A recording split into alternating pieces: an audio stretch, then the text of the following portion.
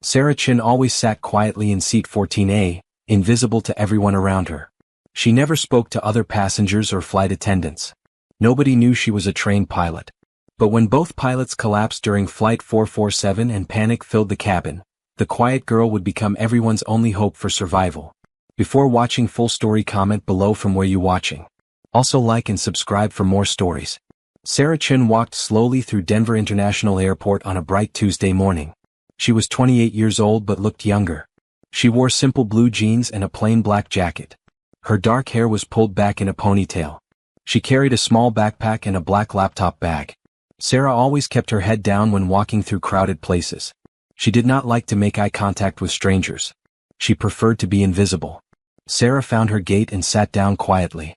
She opened her laptop and began typing. Other passengers talked loudly around her. Business people made phone calls. Families with children ran around the waiting area. But Sarah stayed focused on her computer screen. Nobody paid attention to the quiet girl sitting alone in the corner. When boarding began, Sarah waited until her row was called. She walked onto Flight 447 and found her window seat, 14A. The airplane was a Boeing 737 with 150 passengers. Sarah put her backpack under the seat in front of her and opened her laptop again. A businessman in his 50s sat down in seat 14B next to her. He wore an expensive suit and talked loudly on his phone about some business deal. He never looked at Sarah or said hello. Across the aisle in seats 14C and 14D sat a young mother with twin boys who were about 6 years old. The boys were excited about flying and kept asking their mother questions. "Mom, how high do we fly? Mom, why are the wings moving?" The mother looked tired and stressed. She also did not notice Sarah at all. Flight attendant Melissa walked down the aisle checking seat belts and overhead bins. Melissa was in her 30s with blonde hair and a bright smile. She stopped to chat with the businessman. "First time flying to Los Angeles?" she asked him. "No, I fly this route every month for work," he replied. Then Melissa moved on without speaking to Sarah. Sarah had already buckled her seatbelt and gone back to her laptop. She was invisible to everyone. Sarah's laptop screen showed aviation weather reports and flight planning software. She studied wind patterns and checked runway conditions at Los Angeles International Airport. But nobody could see what she was working on. They all assumed she was just another passenger doing regular computer work. Sarah had a secret that nobody knew. Her father had been a commercial airline pilot for 20 years. When Sarah was young, her father taught her everything about flying. He took her to the airport and showed her how airplanes worked. He taught her to read weather reports and understand radio communications. When Sarah turned 18, she started flight training school. She wanted to become a pilot like her father. But during Sarah's second year of flight school, tragedy struck. Her father was flying a small private plane when it crashed in bad weather. He died instantly. Sarah was heartbroken and traumatized. She quit flight school and never flew again. The pain was too much. Instead, she became a computer software engineer. She got a job designing navigation systems for aircraft companies. This let her stay connected to aviation without having to fly. Sarah was flying to Los Angeles for work. Her company was installing new computer systems at LAX airport. She had not been on an airplane in 5 years. Her hands shook a little as the plane prepared for takeoff. But she knew she had to face her fears. In the cockpit, Captain Rodriguez and First Officer James completed their pre-flight checks. Captain Rodriguez was 52 years old and had been flying for 25 years. He looked tired this morning and rubbed his chest several times. First Officer James was only 29 and had been flying commercially for 3 years. He was eager and nervous. "Weather looks perfect for Los Angeles today," Captain Rodriguez told his young co-pilot. "Should be a very smooth flight. No storms along our route." "Yes, sir, all systems are showing green lights," James replied. He was always formal and respectful with senior captains. Flight 447 pushed back from the gate at exactly 8:30 a.m. Sarah closed her laptop and looked out the window. She watched the ground crew remove the wheel chocks and disconnect the power cables. Even though flying scared her now, she still loved watching all the precise procedures that made flight possible. Her father had taught her that aviation safety came from following exact procedures every time. The airplane taxied to runway 25 and waited for clearance from air traffic control. Sarah could hear the engines spooling up for takeoff. She gripped her armrest but tried to stay calm. The businessman next to her was reading a financial newspaper. The mother across the aisle was trying to keep her twin boys in their seats. "Denver Tower, Flight 447 ready for takeoff," Captain Rodriguez radioed. Flight 447, you are cleared for takeoff runway 25. Contact departure control after airborne, came the reply. The Boeing 737 accelerated down the runway and lifted smoothly into the clear Colorado sky. Sarah watched the ground fall away below them. Despite her fears, she felt a small thrill seeing the Earth from above. Her father had always said that flying was the closest thing to magic that humans had achieved. 30 minutes into the flight, they were cruising at 35,000 feet above the Rocky Mountains. The airplane flew smoothly through calm air. Passengers settled into their routines.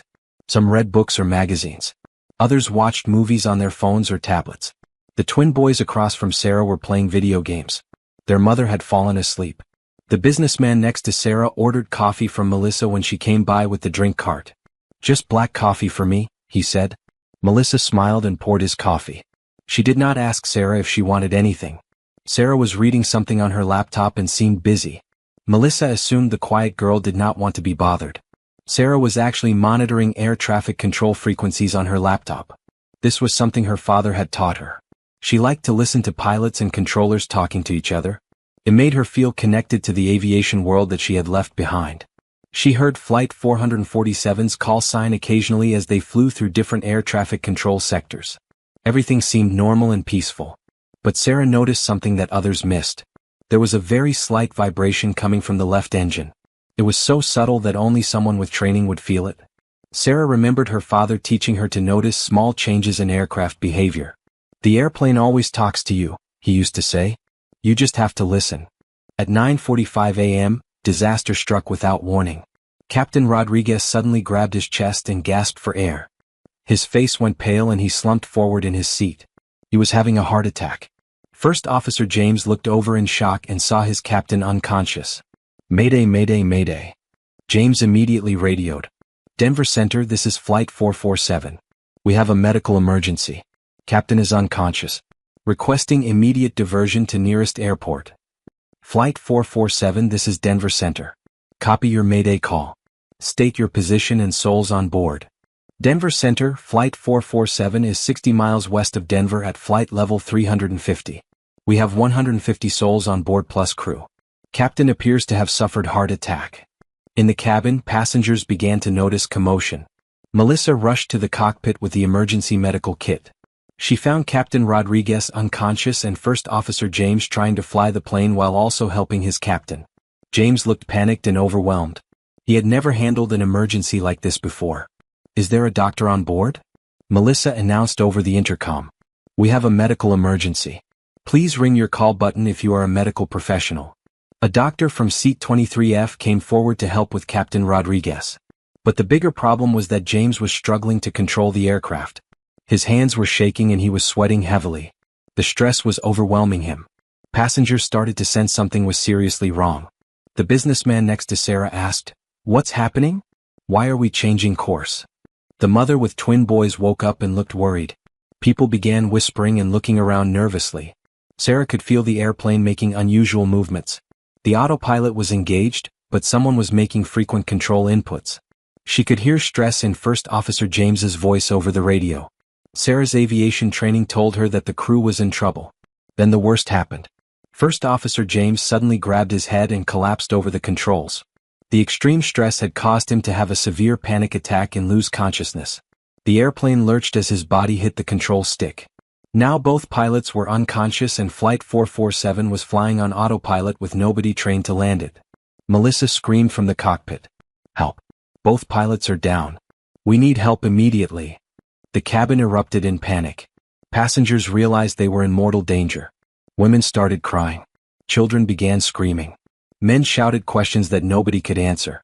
The businessman next to Sarah demanded, "What do you mean both pilots are down? Who's flying the plane?" Sarah felt her heart pounding, but her father's training kicked in. She remembered his voice. "In an emergency, stay calm and think clearly. Panic kills people. Training saves lives." She unbuckled her seatbelt and stood up, but then sat back down immediately. She was terrified of revealing herself. What if she made things worse? What if people did not believe her? She had always been the quiet, invisible girl who never spoke up. But as the panic grew worse and Melissa kept calling for help, Sarah knew she had no choice. Lives depended on someone taking action. She took a deep breath and walked toward the front of the cabin. I can help, Sarah said quietly to Melissa. Melissa looked at her desperately. Do you know anything about flying planes? Sarah nodded. My father was a commercial pilot. I completed 2 years of flight training school. I also worked designing navigation systems for aircraft. The businessman from 14B had followed Sarah forward. You cannot let some random girl fly this airplane, he shouted. She's probably lying. She'll kill us all. But Melissa grabbed Sarah's arm. You're our only hope. Please help us.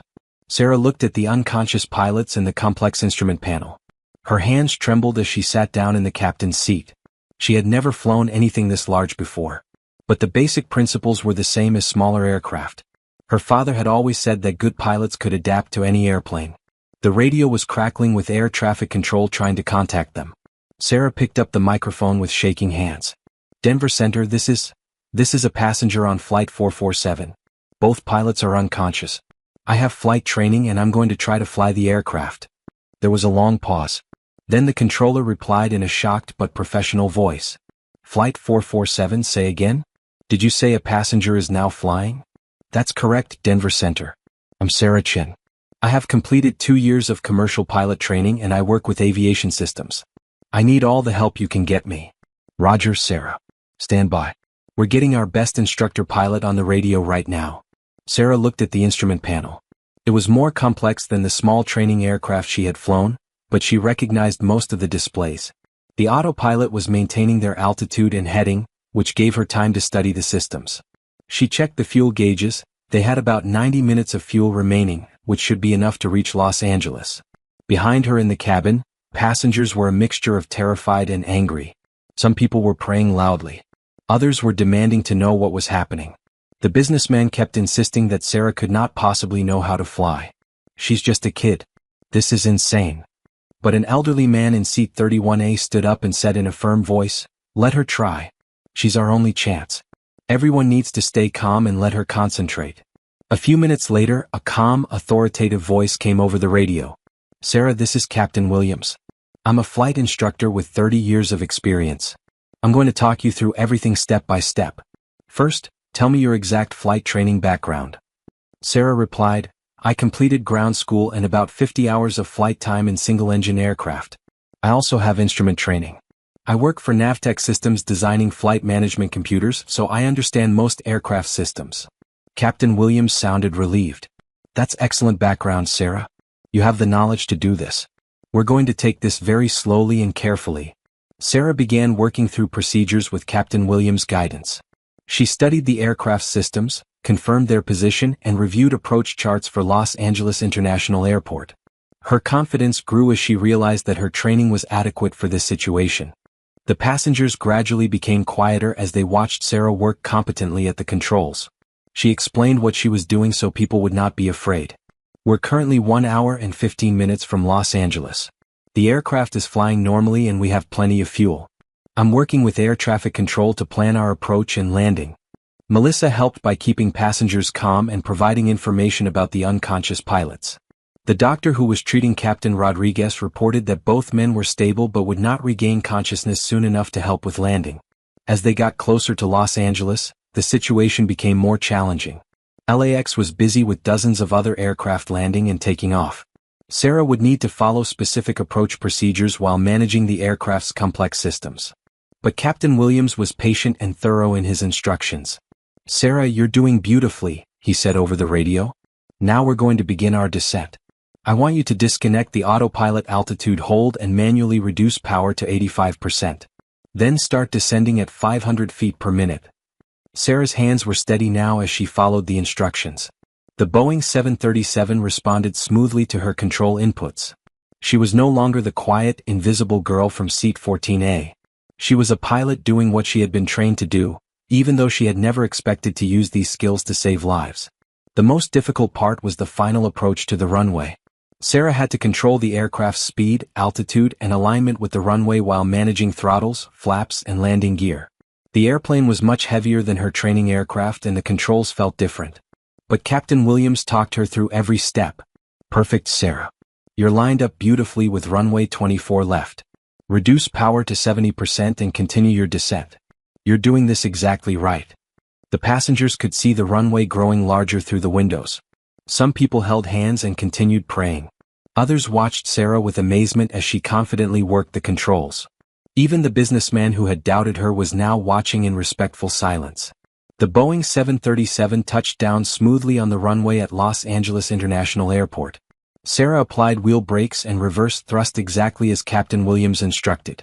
The aircraft rolled to a stop as emergency vehicles surrounded them with flashing lights and sirens. "Flight 447, welcome to Los Angeles," Captain Williams radioed. "Sarah, that was an absolutely perfect landing. You saved every life on that airplane." The cabin erupted in cheers and applause. Many passengers were crying with relief and joy. The businessman came forward to Sarah and said, "I owe you a huge apology. I was wrong to doubt you. You saved all our lives." Melissa hugged Sarah tightly. "I will never forget what you did today. You were so calm and confident.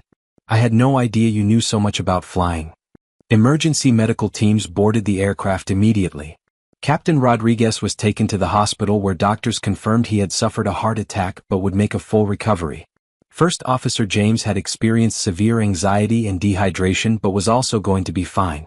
After all passengers were safely evacuated, Sarah found herself surrounded by reporters, airport officials, and airline executives. She felt overwhelmed by the attention after spending her whole life trying to be invisible. Captain Williams met her in person at the gate. "Sarah, I have been training pilots for 30 years, he told her. "What you did today was extraordinary. You should seriously consider returning to commercial aviation. The industry needs pilots with your skills and composure." The story made headlines around the world. "Quiet passenger becomes hero," and "Software engineer saves 150 lives," appeared in newspapers everywhere. Sarah gave a few interviews but tried to avoid too much publicity. She was still the same person who preferred to stay in the background. "I just did what my father taught me," she told reporters. "He always said that knowledge and training are worthless unless you're willing to use them when people need help." Sarah returned to her job at Navtech Systems, but something fundamental had changed inside her. She had rediscovered her love for flying and her confidence in her abilities as a pilot. The trauma of her father's death had kept her on the ground for 5 years, but saving Flight 447 had helped her heal. 6 months later, Sarah made a decision that surprised everyone who knew her. She enrolled in an accelerated program to complete her commercial pilot certification. She realized that her father would have been proud of her for overcoming her fears and using her skills to help others. The airline industry welcomed Sarah with open arms. Her story had inspired many people and shown that heroes can come from the most unexpected places. Sarah completed her training quickly because of her strong foundation and real-world experience. Today, Sarah Chin flies as a commercial pilot for Pacific Airlines. She still prefers to keep a low profile, but her fellow pilots know they can count on her in any emergency situation. She often speaks to flight training schools about the importance of staying calm under pressure and trusting your education. "The most important thing is not just technical knowledge," she tells student pilots. "You need courage to act when lives depend on it and confidence to trust your training even when everything seems impossible." The story of Flight 447 became legendary in aviation circles. It reminded everyone that heroes often look like ordinary people until circumstances demand extraordinary actions.